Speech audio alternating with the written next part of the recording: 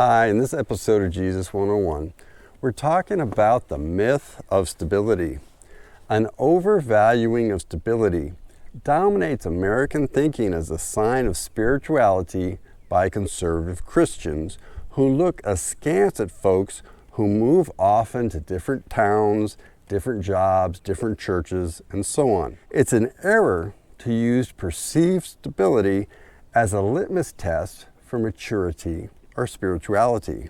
In times when most jobs ask employees to violate their faith and conscience, perhaps we need to wonder what compromise purported Christians have made, or they may have made, to hold on to jobs for a decade or more. Jesus said, when you're persecuted in one town, flee to another. Scripture says, everyone who wants to live a righteous life in Jesus our Messiah will be persecuted. In your name I come alive to declare your victory. The resurrected King is resurrecting me. Perhaps long-term stability with peace and prosperity in the same town might just as easily be a sign of moral compromise as being pleasing to God.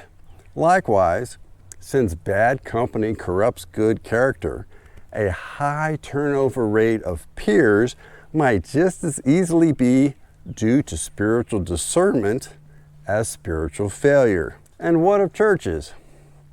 With widespread apostasy, why do we tend to blame the sheep when they seek the Lord in a different pasture?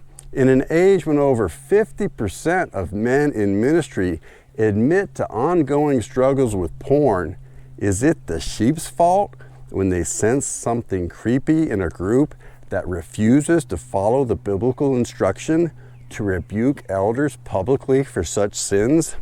If it's been a decade since a church rebuked any of their ministers publicly, is serious sin really absent?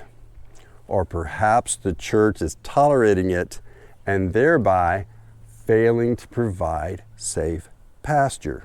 Would Jesus himself fare well if judged on how long he remained in the same job, in the same town, in the same congregation? What about the apostles, Peter, James, John, Paul? What about Stephen the deacon or Philip the evangelist? And what about men of faith in the Old Testament? Elijah, Elisha, Jeremiah, Ezekiel, Jonah.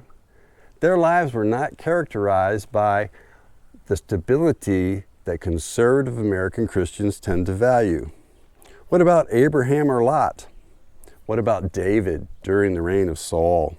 Sure, sometimes God provides periods of peace and prosperity for some believers, but we need to stop judging by mere outward appearances and make a righteous judgment. You are in error if you jump to conclusions before you ask someone, do you mind sharing why you left that job, that church, that town, that relationship? Often, faith and conscience dictate that we come out from them and be separate. There is room at the altar. There is room at the pew. There is room at the table, a place for me and for you.